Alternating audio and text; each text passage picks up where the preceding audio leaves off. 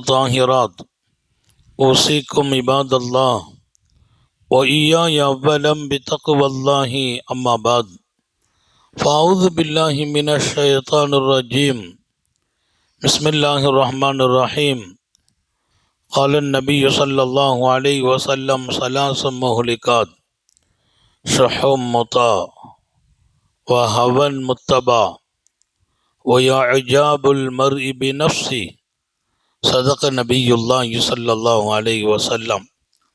எல்லாம் வல்ல அல்லாஹுவின் அன்பும் மேலான கருணையும் நமக்கெல்லாம் வந்து சேரட்டுமாக. நமது உயிரினும் மேலான கண்மணி ஹாத்தமுன் நபியின் முஹம்மதுர் ரசூலுல்லாஹி ஸல்லல்லாஹு அலைஹி வஸல்லம் அவர்களின் அன்பையும் ஷஃபாஅத்தையும் பெறுவதற்கு அல்லாஹ் நம் எல்லோருக்கும் தௌஃபீக் செய்வானாக. வல்ல ரஹ்மான் நமக்கும் நம்முடைய பெற்றோர், மனைவி, மக்கள், குடும்பத்தார் யாவருக்கும் உயிர் உள்ள வரையிலும் உடல் சுகத்தை நசீபாக்கி தருவானாக. மருத்துவமனை கஷ்டம், அதன் சிரமம், செலவுகளிலிருந்து நிரந்தரமான பாதுகாப்பை அல்லாஹ் நம் எல்லோருக்கும் கொடுத்தருள் புரிவானாக.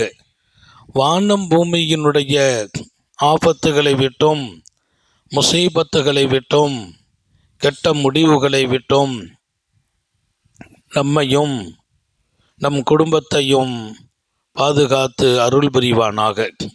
அவனுடைய படைப்புகளின் தீங்குகள் அனைத்திலிருந்தும் நம்மையும் நம் சமூகத்தையும் காத்தருள் புரிவானாக. அல்லாஹுவின் மிகப்பெரிய அருளால் ரசூலுல்லாஹி ஸல்லல்லாஹு அலைஹி வஸல்லம் அவர்களின் வழிகாட்டுதல் இந்த சமூகத்தை முன்னெடுக்கிறது, உயர்த்துகிறது. எல்லா வகையிலும் ஒரு நிம்மதியான வாழ்க்கையை தேடித் தருகிறது. வாழ்க்கையில் எங்கேயும் தடம் புரளாத இடத்தை ரசூலே கரீம் ஸல்லல்லாஹு அலைஹி வஸல்லம் நின்று வழிகாட்டுகிறார்கள். தொடர்ந்து இங்கே சில செய்திகளை நாம் பதிவு செய்தோம். மனிதன் வாழ்க்கையில் எப்போதும் வெற்றியை நோக்கி பயணிக்க வேண்டும், அழிவை நோக்கி பயணிக்க கூடாது என்று நாம் மாநபியின் அருமையான தகவலை இங்கே பதிவு செய்திருக்கிறோம்.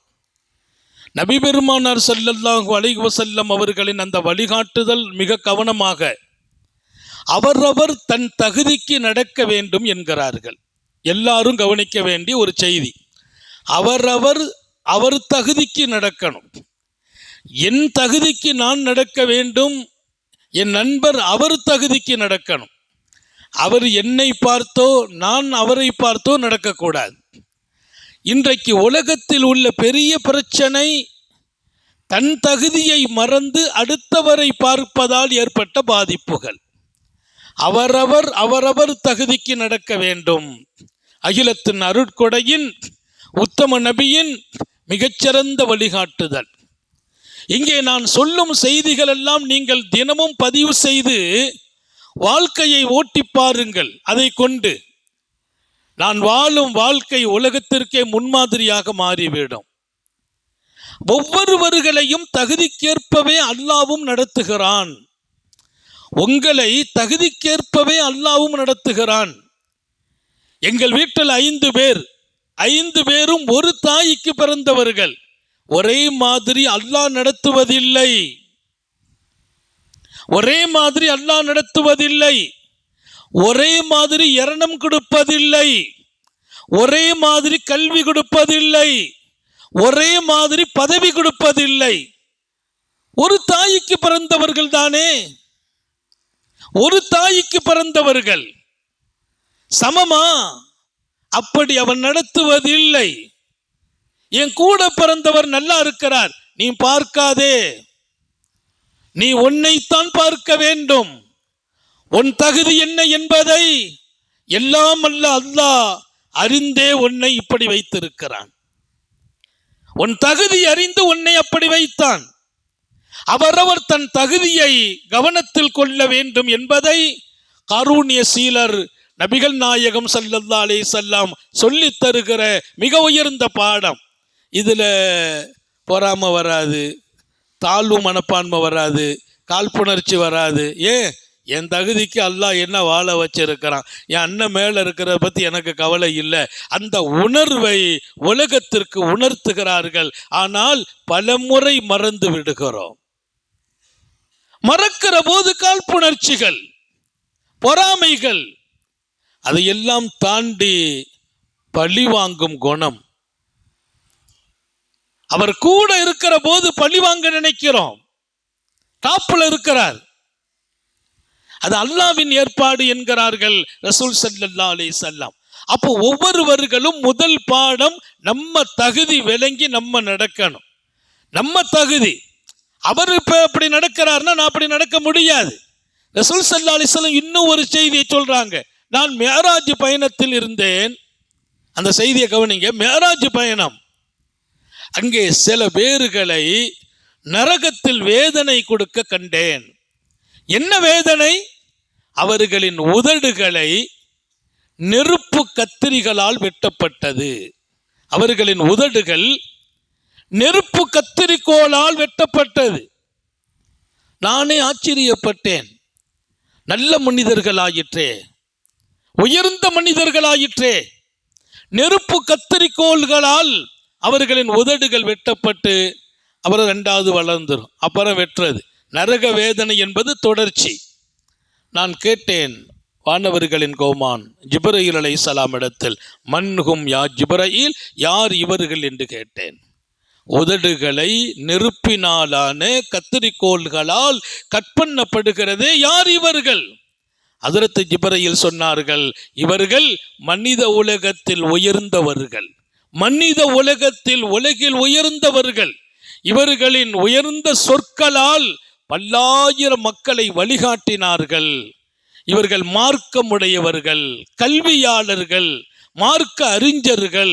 இவர்களின் சொற்கள் பல்லாயிரம் மக்களை வழிகாட்டும் சொற்களை அவர்கள் நாவில் நான் பேச வைத்தேன். ஆனால் அவர்கள் மக்களுக்கு சொன்னார்கள், தாங்கள் வாழவில்லை, அதற்கான தண்டனை என்றார். மக்களுக்கு சொன்னார்கள், அவங்க வாழல. அவர்களின் சொல் பல பேர்களுக்கு நேர்வழியை கொடுக்குது. பல பேர்கள் அல்லாஹ்வின் பக்கம் அழைச்சாங்க. மார்க்க சேவையும் கல்வியும் இருக்க அவர்கள் இந்த சமூகத்தை வழிநடத்தும் இடத்தில் வைத்தேன். அவர்கள் சொன்னார்கள், வாழவில்லை, அவர்களுக்கான தண்டனை. அப்படியானால் தண்டனை அல்லாஹ்வை பொறுத்து. நம்முடைய இடத்தில் நின்று நாம் வாழாத போது தண்டனை. நம் இடத்தில் நின்று நான் வாழணும்.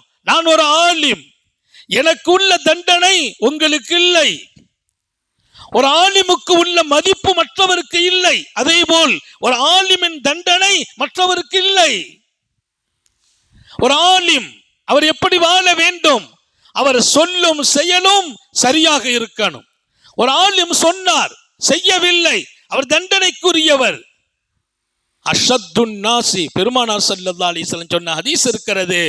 மனிதர்களிலெல்லாம் நாளை மறுமையில் கடுமையான வேதனை ஆலிம்களுக்கு. ஆலிம்களினுடைய சிறப்புகளை பேசுவார்கள், உயர்வை பேசுவார்கள். ஆலிம்கிட்ட முசாபா செய்தா கூட பாக்கியம் என்று பேசுவார்கள். அத்தகைய உத்தம நபிகள் நாளை கடுமையான வேதனை ஆலிம்களுக்கு. எந்த ஆலிம்கள்? கற்றபடி வாழாத ஆலிம்கள். அதுல என்ன விளக்குறாங்க ரசூல்? நான் எப்படி இருக்கணுமோ அப்படி இல்லாவிட்டால் தண்டனை. நான் வாழ வேண்டிய வாழ்க்கை நான் வாழ வேண்டும்.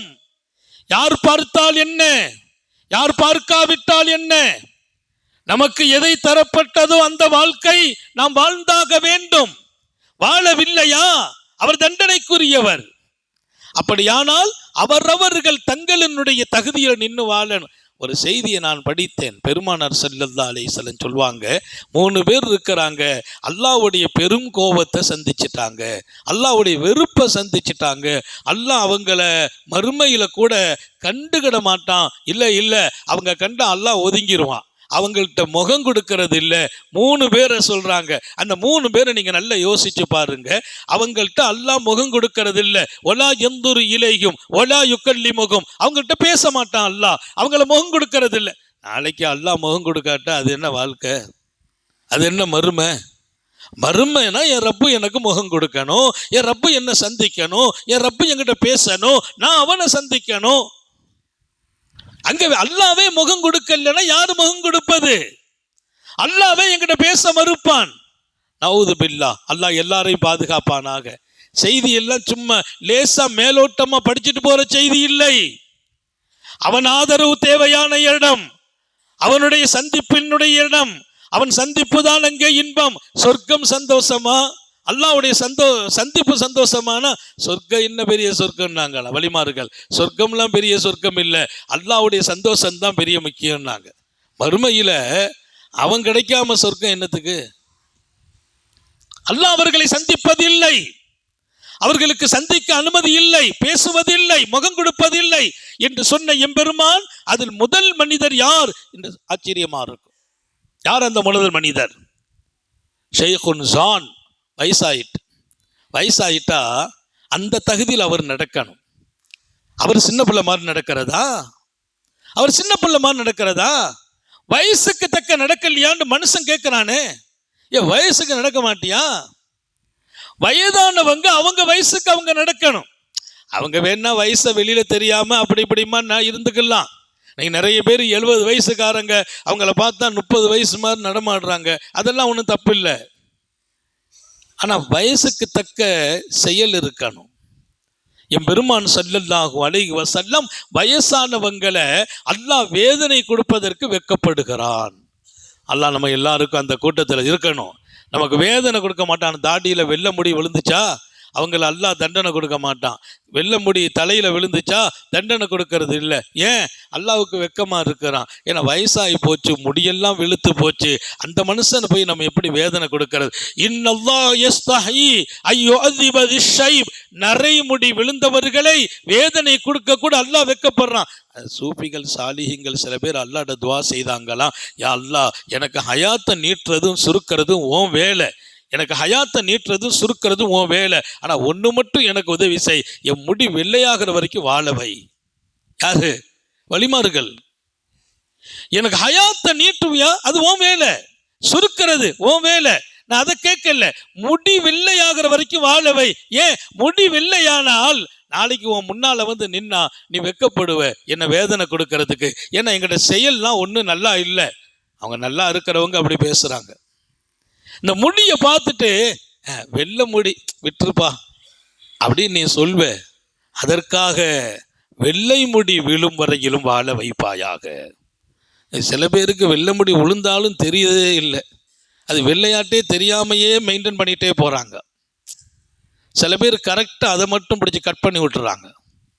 பெருமானா அதை கொஞ்சம் கண்டிச்சாங்க, வெள்ளை முடியை கட் பண்ணாதீர்கள். ஒரு 10 முடி இருக்குது, அதை கட் பண்ணாதீங்க, அந்த முடி இருக்கட்டும். ஏன்? அது உங்கள் முகத்தின் ஒளி என்றார்கள். நூர், வெள்ளை உங்கள் முகத்தின் ஒளி. அல்லாஹ் நம்ம எல்லாருக்கும் தௌஃபீக் செய்வானாக. அதை கரெக்டாக கட் பண்ணுறதெல்லாம் கொஞ்சம் அவாய்ட் பண்ணிக்கிறணும். அது அன்னைக்கு ஒருத்தர் பக்குவமாக பதில் சொன்னார், நான் பேச முடியலை. அன்னைக்கு நான் பார்த்தேன்னு 5-6 முடி வெளில இருந்துச்சு, ஃபுல்லாக இப்போ கருப்பாக இருக்கேன்ட்டு. அவர் சொன்னார், கட் பண்ணிடுறேன்.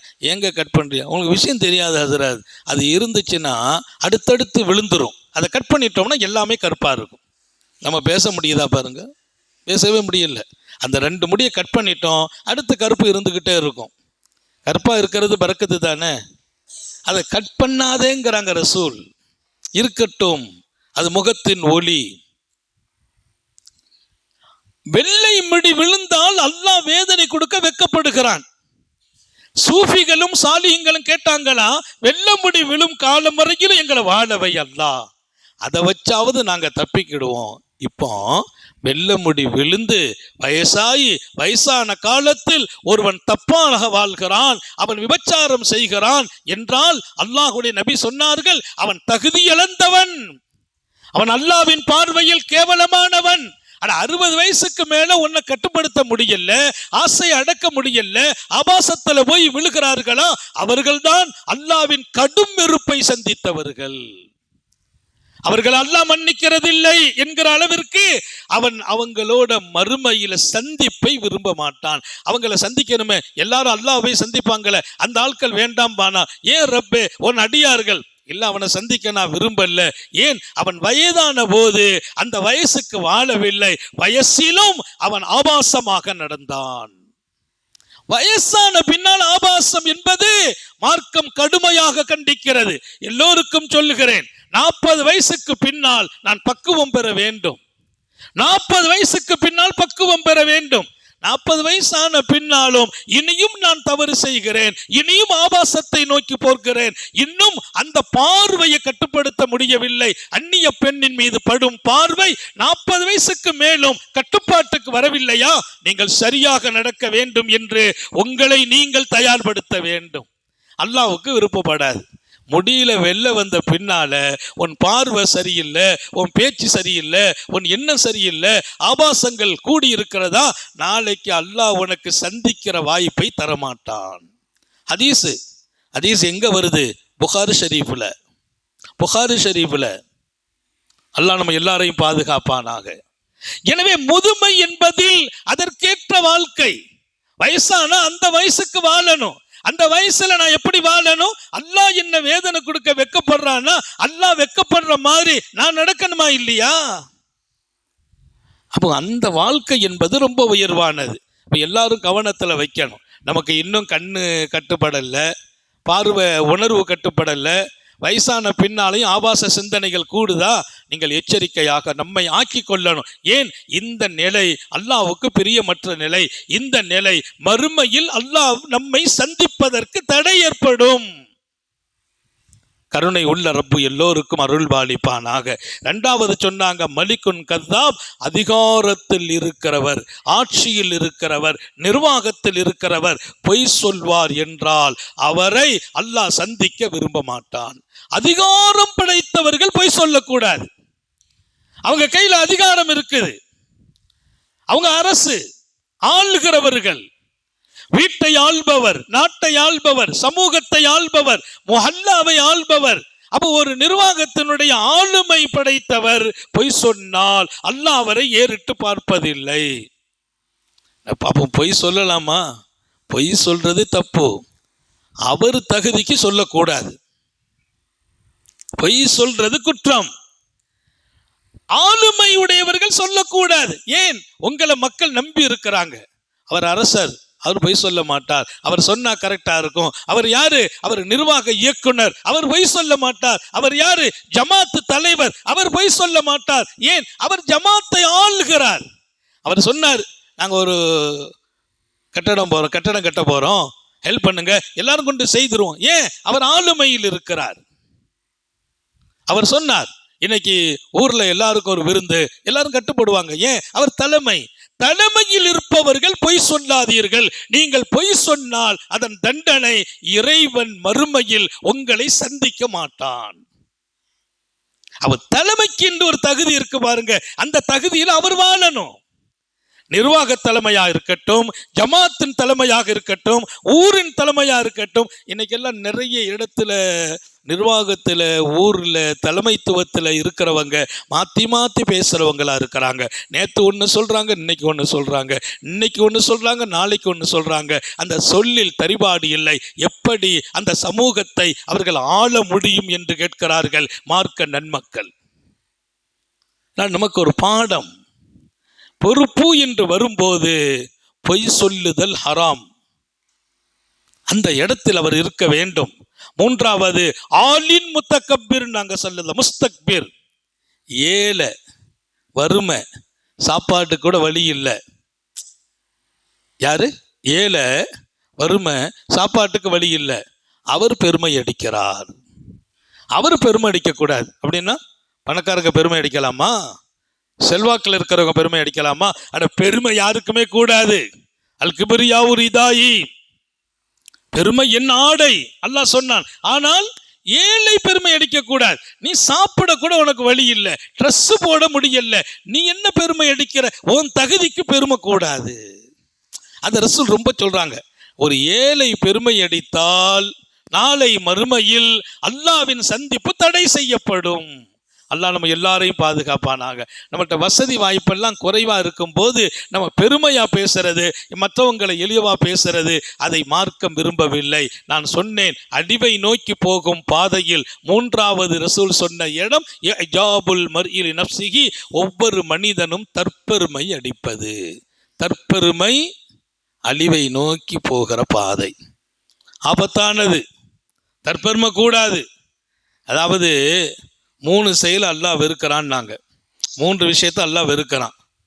அதை அந்த ஒரு 3 பேர் செய்தால் ரொம்ப வெறுக்குவானா. 3 விஷயம் வெறுப்பு தான். அதை ஒரு 3 குரூப் செய்தால் ரொம்ப வெறுக்கிறான். அதை பாருங்க, முதல்ல அல்லாஹ் 3 விஷயத்தை வெறுக்கிறான். அந்த 3 விஷயம் பொதுவாக வெறுப்பானது, அல்லாஹ்வுக்கு பிடிக்காது. அதை இந்த பர்டிகுலரான அந்த ஆட்கள் செய்தாங்க வைங்க, அல்லாஹ் ரொம்ப கோபமாயிடுவானா. பெருமானார் சொன்னாங்க, எபகதுல் ஃபஸாக், அல்லாஹு தாலா பாவிகளை வெறுக்கிறான். பொது விஷயம் சாலியங்கள் எழுதுறாங்க, பாவிகளை வெறுக்கிறான். அல்லாஹ் நம்ம எல்லாரையும் பாதுகாக்கட்டும். பாவத்தின் பக்கம் பொதுவாக போகாதீர்கள். பாவம் எந்த ரூபத்தில் வந்தாலும் வெறுப்புக்குரியது. பாவம் வெற்றியை தராது, நிம்மதியை தராது. பாவ செயல்கள் நமக்கு எப்போதுமே ஆபத்தானது. பாவ செயல்கள் நம்ம வளர்ச்சியை தடுக்கும். பாவ செயல்கள் நம்முடைய இலக்கை அடைய விடாது. இன்னைக்கெல்லாம் பாவம் எல்லாம் லேசா போயிட்டு, பாவம் எவ்வளவு நடக்குது, எங்க பார்த்தாலும் பாவங்கள் அது பல்கி பெருகி இருக்கிறது. நல்ல முதல்ல எல்லாருக்கும் நான் பதிவு செய்கிறேன், பாவ செயல்கள் வளர்ச்சியை தடுக்கும், பாவ செயல்கள் நிம்மதியை தராது, பாவ செயல்களால் நம்ம இலக்கை அடைய முடியாது. எல்லாவற்றுக்கும் மேலால் பாவிகளை அல்லாஹ்வே வெறுக்கிறான். அப்ப நம்ம வாழ்க்கையில பாவம் நடக்கக்கூடாது, பாவத்தை நோக்கி போகவும் கூடாது. பாவம் எது, அது யாருக்கும் சொல்ல வேண்டியதெல்லாம் இல்லை. எது பாவம் எல்லாருக்கும் தெரியும். எது பாவம் ரொம்ப நுணுக்கமான செய்தி தான் எல்லாத்துக்கும் தெரியாது. பரவலா இது பாவம் தெரியும். ஒருத்தருக்கு அநியாயம் செய்யறது பாவம் தெரியாதா? ஹராமான உணவு எடுப்பது பாவம் தெரியாதா? எல்லாருக்கும் தெரியும். பாவம் என்று தெரிந்தால் அதன் பக்கம் போகாதீர்கள். ஏன்? பாவிகள் அல்லாஹ்வின் வெறுப்புக்குரியவர்கள். பொது செய்தி. இதுல அல்லாஹ் ரொம்ப வெறுக்கிறான். வயசான பின்னால் பாவம் செய்பவரை அல்லாஹ் கடுமையாக வெறுக்கிறான். பாவங்கிறதே வெறுப்பு, பாவிகளை அல்லாஹ் வெறுக்கிறான். வயசானவர் பாவம் செய்தால் 40 வயசுக்கு மேல 50 வயசுக்கு மேல பாவம் செய்கிறார், 50 வயசுக்கு மேல ஏமாற்றுகிறார், 50 வயசுக்கு மேல துரோகம் செய்கிறார், 50 வயசுக்கு மேல மனைவியை அடிக்கிறார், 50 வயசுக்கு மேல ஊருக்கு எல்லா வகையிலும் விரோதமா நடக்கிறார், 50 வயசுக்கு மேல ஆபாச பார்வை, ஆபாச பேச்சு, ஆபாச செயல்கள், இன்னும் அரட்டை அடித்துக் கொண்டு அல்லாஹ்வை விட்டு வெளியில இருக்கிறார். அவரை அல்லாஹ் கடுமையா வெறுக்கிறான். அந்த பயான்லாம் கேட்டுக்கிட்டுலாம் போய் உட்கார்றது இல்லை. நம்மை போட்டு அப்படியே மாற்றிக்கிட்டே இருக்கணும். ஆகா, நம்ம வயசு என்ன ஆச்சு, நம்ம எந்த பாவத்தில் ஈடுபடுறோம், அந்த பாவம் சரியா, இன்னும் ஈடுபட்டு கொண்டு இருந்தால் என்னைக்கு நம்ம தயாராகிறது? ஏன்? பாவிகளை அல்லாஹ் வெறுக்கிறான். பாவம் இருக்கும் போதுல நிறைய பேர் சொல்லுவாங்க, நான் நிறைய முயற்சி எடுத்துட்டேன், வியாபாரத்தில் வெற்றியே இல்லை, கொஞ்சம் பாருங்கள், பாவங்கள் உங்களிடத்தில் இருக்கும், அதனால் அந்த வளர்ச்சி தடுக்கப்பட்டது சொன்னாங்க நபிகள் நாயகம். இன்னல்லாஹா, பெருமானார் ஸல்லல்லாஹு அலைஹி வஸல்லம் சொன்ன ஹதீஸ், இன்னல் அப்தா லயுஹரமு ரிஸ்கா பிதம்பி யுஸீப், மனிதர்களுக்கு அல்லாஹ் சில அருட்கொடைகளை எழுதினான், அனுப்ப முனைந்தான். ஆனால் அவர் பாவம் செய்தால் அந்த அருட்கொடைகளை அல்லாஹ் தடுத்து நிறுத்தினான்.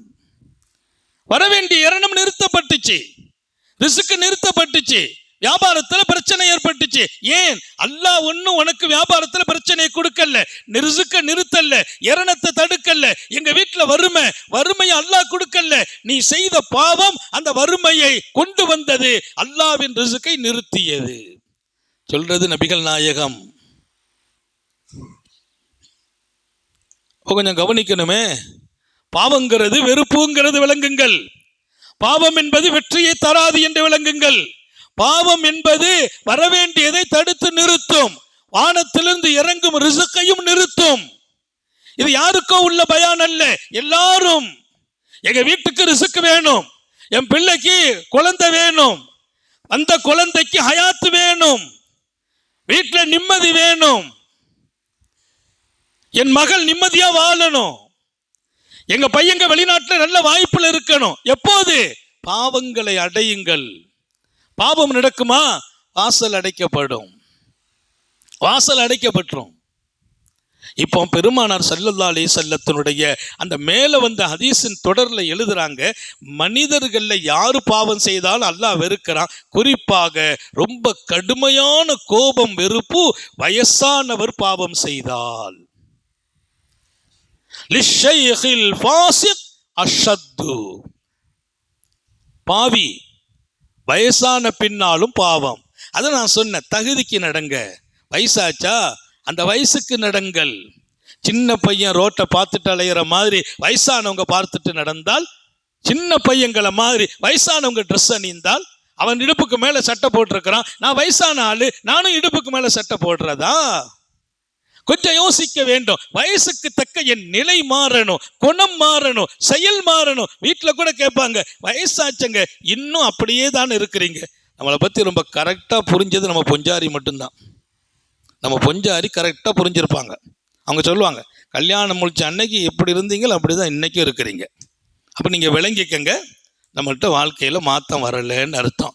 இது வேறு யாரெல்லாம் சொல்ல வேண்டியது இல்லை. நான் அடிக்கடி வீட்டில் கேட்பேன், நம்ம கல்யாணத்துக்கு பின்னால் நம்ம லைஃப்பில் மாற்றம் இருக்கான்னு கேட்டுக்கிட்டே இருக்கிறது. ஏன்? அவங்க சொன்னால் தான் அது மாற்றம். யார் சொல்லணும்? ஸ்ரீதேவி சொல்லணும். நீங்கள் ரொம்ப மாறிட்டீங்க, பழைய மாதிரிலாம் இல்லை, ஆனால் அது என்ன மாற்றம்னு கேட்டுக்கிறணும். ரொம்ப மாறிட்டீங்க, ஆரம்பத்தில் நம்ம நல்லா இருந்தீங்க, வர வர ரொம்ப மோசமாயிட்டீங்க, அப்படி சொல்கிறாங்களா? முதுமையிலும் வயோதிகத்திலும் தவறின் மீது வெறுப்பு வரணும். அப்போ வயசானா பாவம் செய்யக்கூடாது. அல்லாஹ் எல்லாருக்கும் தௌஃபீக் செய்வானாக. அவர் செய்கிறாரு, நான் செய்கிறேன், அதெல்லாம் இல்லை. வயசானவங்களுடைய பாவத்தை அல்லாஹ் ரொம்ப வெறுக்கிறான். எனக்கு தாடியில் முடி வெள்ளையாகி போச்சு, பயம் வந்துடணும். பெருமானார் ஸல்லல்லாஹு அலைஹி வஸல்லம், ஷய்யபத்னி சூரத்து ஹூத், சூரத்து ஹூதை நான் பார்த்தேன், படித்தேன், என் முடியில் அதனால் வெள்ளை விழுந்தது. சூரத்து ஹூதுன்னு ஒரு சூறா இறங்குச்சு. அதில் அல்லாஹு தஆலா நபிமார்களை பற்றி பேசுகிறான், சமுதாயத்துக்கு இறங்கின தண்டனையை சொல்கிறான். அப்போ மக்களுக்கு கொடுக்குற அந்த தண்டனை எல்லாம் அது சம்பந்தமான அந்த வசனத்தை நான் படித்த போது எனக்கு வெள்ள முடி விழுந்துட்டுங்கிறாங்க. அப்போ மனிதன் சிந்திக்கிற போது அல்லாஹ்வினுடைய வேகத்தையும் கோபத்தையும் பற்றி ஆராய்ந்தால் நம்ம முடி வெள்ளையா போயிடும். தவறு எங்க செய்வார்? அப்போ கொஞ்சமும் பயம் இல்லாமல் வாழ்கிற வாழ்க்கை தான் தவறை நோக்கி போகிற வாழ்க்கை. அதில் இங்கே ரொம்ப கவனம் இருக்க வேண்டும் என்பதை மாத்திரம் ஆழமாக பதிவு செய்துவிட்டு ரெண்டாவது சொன்னாங்க, எபகுதுல் புகலா. நேற்று உள்ள பாடத்தில் சொன்னோம், பொதுவாக அல்லாஹு தஆலா கஞ்சர்களை வெறுக்கிறான். அது நேற்று சொன்னோம். அதில் ஒரு சின்ன செய்தி இன்னைக்கு சேர்க்கிறார். கஞ்சர்களை அல்லாஹ் வெறுக்கிறான். யாரெல்லாம் கஞ்சத்தனம் பண்ணாங்களோ அவங்க மேலே அல்லாஹுக்கு பிரியமெல்லாம் கிடையாது. அல்லாஹ் அவங்கள வெறுத்துருவான். அவன்லாம் வேண்டாம் விடுப்பா, நான் கொடுத்த காசை வச்சுட்டு நான் கொடுத்த காசையே கஞ்சத்தனம் பண்ணுறானே. அல்லாஹ் அப்படி தான் பேசுவான். செலவு செய்யுங்கிறான், ஓன் காசுன்னு சொல்லலை. அன்பிக்கும் மிம்மா ரஸக்னாக்கும், நான் உனக்கு கொடுத்ததுல செலவு செய், நீ செலவு செய், நான் கொடுத்தத. அந்த அதிகாரம் யார்கிட்டையும் கிடையாது, அல்லாட்ட இருக்கு. அல்லாஹ் சொல்றான், என்னப்பா உங்க வீட்டில் ஒருத்தன் கேட்குறான்ல, கொடு, உனக்கு நான் கொடுத்தேன், நீ என்ன உழைச்சா கொண்டு வந்த? உனக்கு உழைக்கிறதுக்கு நான் தான் வாய்ப்பை கொடுத்தேன். உன் கூட பிறந்தவனுக்கு வேலை வாய்ப்பு கிடைக்கல, உனக்கு வேலை வாய்ப்பை கொடுத்தனா இல்லையா? நீ விளங்கிக்கொள், நம்ம திறமையாலும் முயற்சியாலும்லாம் வேலை இல்லை, என் உதவியால் வேலை. நான் கொடுத்ததை செலவு செய், நான் கொடுத்ததை கஞ்சத்தனம் செய்வாயா? என் வெறுப்பு உன் மீது இறங்கட்டும். அல்லாஹ் நம்ம எல்லாரையும் பாதுகாப்பானாக. கஞ்சத்தனம் பிடிக்கிறவங்களை அல்லாஹ் வெறுக்கிறான். அதுல ரொம்ப விஷயம், புகுலுகுலில் கனியுல் பகீல், செல்வம் வந்து பணக்காரராக வசதியாக செழிப்பாக இருக்கும் மனிதன் கஞ்சத்தனம் காட்டுவானா அல்லாஹ் கடுமையாக வெறுப்பான். எல்லாருமே கஞ்சத்தனம் காட்டினா அல்லாஹ் வெறுக்கிறான். வசதி இருக்குது, செழிப்பா இருக்குது, கோடி கோடியா கொடுத்துருக்கான் அல்லாஹ். ஆனா அவருக்கு ஒரு 5 ரூபா எடுக்கிறதுக்கு மனசு வரல, அவருக்கு ஒரு 10 ரூபா செலவு செய்ய மனசு வரல. அவர் அல்லாஹ் ரொம்ப வெறுக்கிறான். ஏன்? உனக்கு எவ்வளவு கொடுத்தேன், இவ்வளவையும் வைத்துக் கொண்டு கஞ்சத்தனம் செய்கிறாயா? அதான் நான் சொன்ன சப்ஜெக்ட் ரொம்ப முக்கியம். செல்வந்தர் அவர் தகுதிக்கு நடக்கணும். எங்களை ஒருத்தர் சதக்கா கேட்டார், நான் 100 ரூபா கொடுத்தேன். என் பக்கத்தில் ஒரு பணக்காரர் இருக்கிறார், அவர் 1000 ரூபா கொடுக்கணும். அவர் தகுதிக்கு அவர் கொடுக்கணும், என் தகுதிக்கு நான் கொடுக்கணும் சொன்னார்கள் நபிகள் நாயகம் ஸல்லல்லாஹு அலைஹி வஸல்லம். அல்லாஹ்வும் தகுதி பார்த்து இருக்கான்ல, நீனும் தகுதி பார்த்து கொடு. அவர் 10 ரூபா கொடுத்தாரு, பணக்காரர் 2 ரூபா கொடுக்கிறாரு பெருமானார் ஸல்லல்லாஹு அலைஹி வஸல்லம். அப்ப அங்க இந்த செய்தி என்ன, அல்லாஹ் வெறுக்கிறான். இது ஹதீஸின் செய்தியாக இல்லை, நன்மக்கள் ஹதீஸுக்கு கீழே விளக்கமா தர்றாங்க. அல்லாஹ் பொதுவா கஞ்சர்களை வெறுக்கிறான். குறிப்பாக வசதி வாய்ப்பும் செழிப்பும் செல்வமும் கொடுக்கப்பட்டவர் கஞ்சத்தனம் செய்தால் அல்லாஹ் ரொம்ப வெறுப்பானவரை என்றார்கள். அடுத்து 3வது செய்தி, எபகதுல் முத்தகப்பிரீன், பெருமை அடிச்சா அல்லாஹ்வுக்கு பிடிக்காது. அல்லாஹ் நம்ம எல்லாரையும் பாதுகாப்பானாக. பெருமானாருடைய 3வது சப்ஜெக்டே அதுதான், பெருமை வேண்டாம், தற்பெருமை வேண்டாம். நான் யாரு, என் தகுதி என்ன, அவர்கிட்ட நான் இருக்க மாட்டேன், அவர்கிட்ட நம்ம போய் பேசுனா நம்ம மதிப்பு என்ன ஆகும், அப்படிலாம் பேசவே கூடாது. அவர்கிட்ட நம்ம பேசுனா நம்ம மதிப்பு என்ன, நீ எப்பவுமே பணிவா நடக்கணும். பணிவுக்கு தனி மதிப்பு இருக்குது. பதவி வரலாம், பணம் வரலாம், அந்தஸ்து வரலாம், அப்பவும் பணியணும். பணியும் போதெல்லாம் அல்லாஹ் உயர்த்துகிறான், உயர்த்தும் போதெல்லாம் பணியணும். பணியும் போதெல்லாம் அல்லாஹ் உயர்த்துவான். உயர்வு வரும்போதெல்லாம் பணிவு இருந்தால் உயர்வு நீடிக்கும். நம்ம மேல போயிடலாம், நம்ம கூட பழகினவங்களை நம்ம பெரிய இடத்துக்கு போயிட்டோன்னு மறக்கிறதா? இன்னைக்கெல்லாம் நிறைய நண்பர்கள் தெரியறதில்லை. நான் வரலாற்றில் இலக்கியத்தில் ஒரு செய்தி படித்தேன். 2 பேரும் நல்ல நண்பர்களாக இருந்தாங்க, ரொம்ப நாள் நெருக்கமாக ஒன்றா தான் எல்லா கல்வி ஞானம் படித்தாங்க. பின்னால் கொஞ்ச நாள் 2 பேரும் பிரிஞ்சு வேலை வாய்ப்புக்கு போன போது அவர் தன் நண்பருக்கு பதவி உயர்வு வந்து அவர் ஒரு நாட்டினுடைய அரசராகிட்டார், நாட்டினுடைய அரசராக போயிட்டார். இப்போ இவர் வசதி இல்லாமல் ஏழையாக போயிட்டார். அல்லாஹ்வுடைய ஏற்பாடு, அவர் அரசராக்குறான், இவரை ஏழையாக்குறான். அப்போ இவர் கேள்விப்படுறாரு, நம்ம நண்பர் எங்கே இருக்கிறார், 10-30 வருஷம் நட்பாச்சு, அப்படி அவர் ஊரை விட்டுமே போயிட்டார். அவரை பார்த்தாச்சுன்னா அவர் ஒரு பக்கத்து நாட்டில் அரசராக இருக்கிறார், ரொம்ப ஆசை சந்தோஷம். அவர் ட்ரெஸ் எல்லாம் அணிஞ்சிட்டு வேகமாக வர்றார், நண்பரை சந்திக்கணும். தன்னுடைய பேரை அரண்மனையில் போய் நின்று சொல்கிறார், அங்கே சொல்லுங்க உங்கள் நண்பர் வந்திருக்கிறார்ன்னு பேரை சொல்லி விடுறார். அரண்மனையில் அவருக்கு ரெஸ்பான்ஸே இல்லை, ஏன்னா அந்த ட்ரெஸ்ஸு கோலத்தை பார்த்தா யாரும் மதிக்கலை. ட்ரெஸ்ஸுக்கும் கோலத்துக்கும் மதிப்பு இல்லை.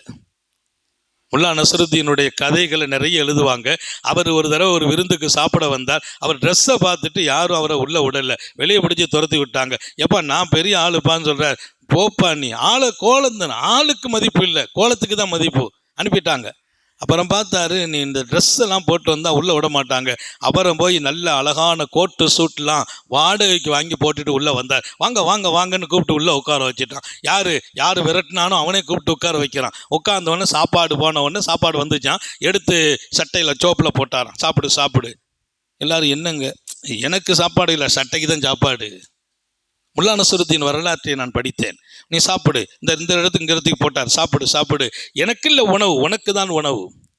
ஆள் பாதி ஆளை பாதி என்பார்கள். இன்றைக்கு கோலத்துக்கு மதிப்பு, ஆனா பதவி வரும்போது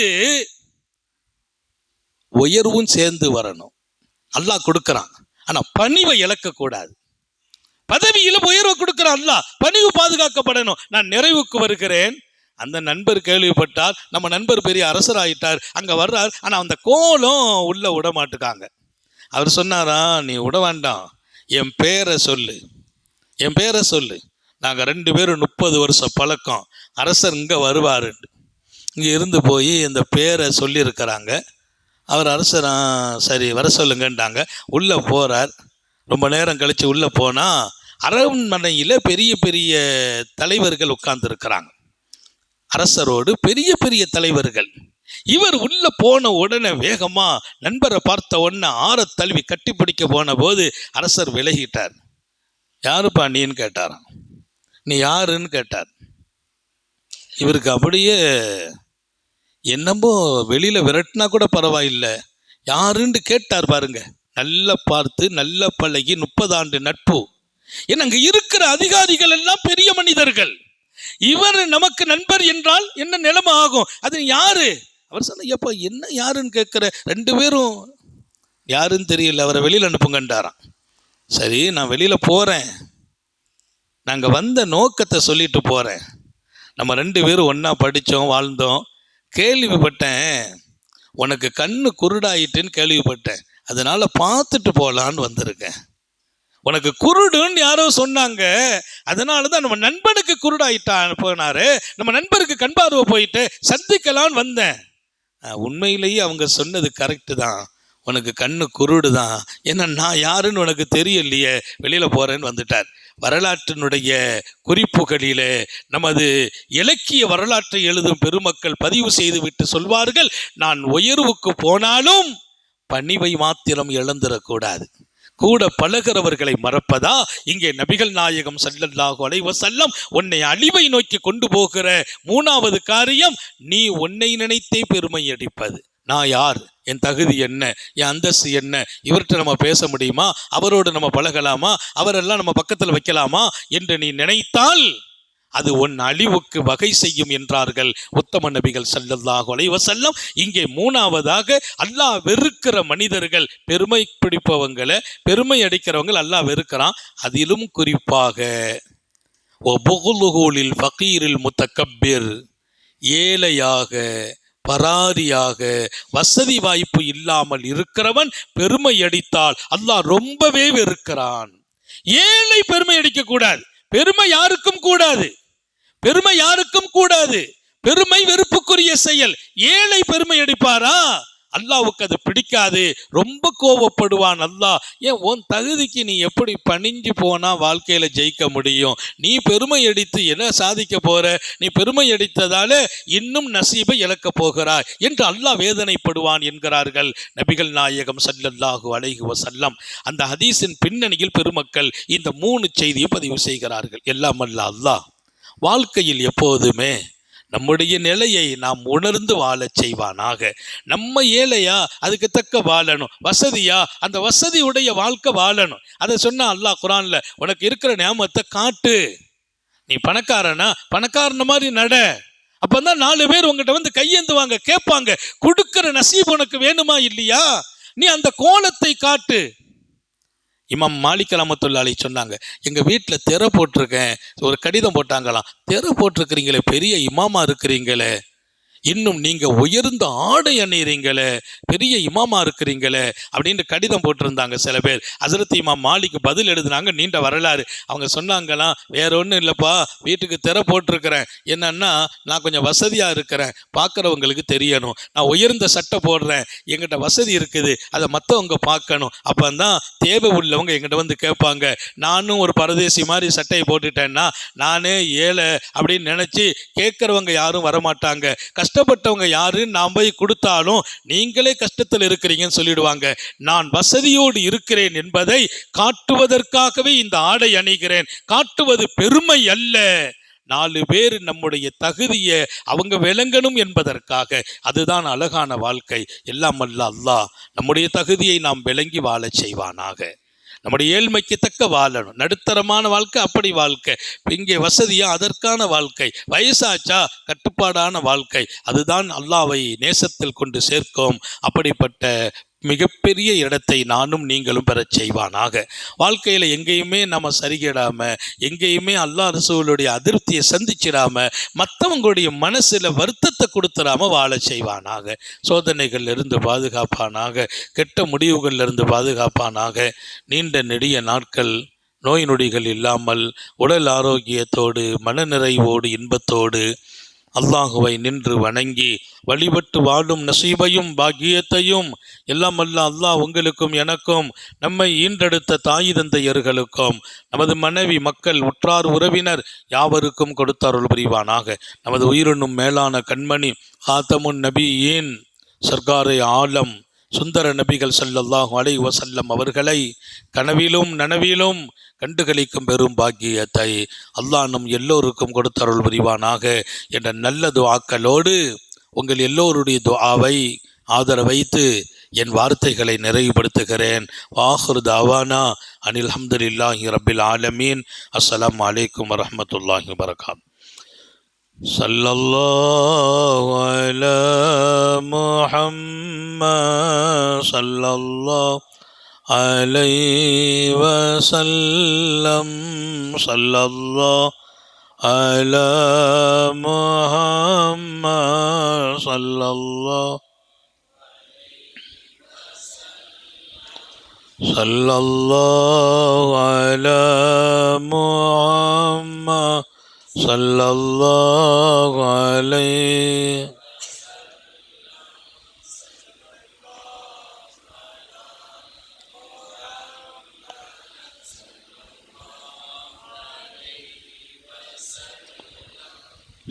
ஸல்லல்லாஹு அலா முஹம்மத் ஸல்லல்லாஹு அலைஹி வஸல்லம் ஸல்லல்லாஹு அலா முஹம்மத் ஸல்லல்லாஹு அலைஹி வஸல்லம் ஸல்லல்லாஹு அலா முஹம்மத் ஸல்லல்லாஹு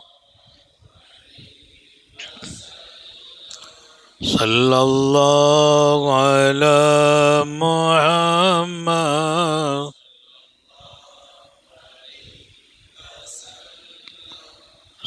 ஸல்லல்லாஹு அலா முஹம்மத்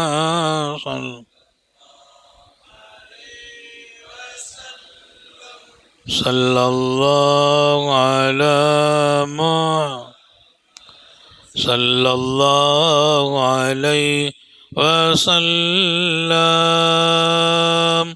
ஸல்லல்லாஹு அலா முஹம்மத் யா ரப்பி ஸல்லி சுப்ஹானல்லாஹ்.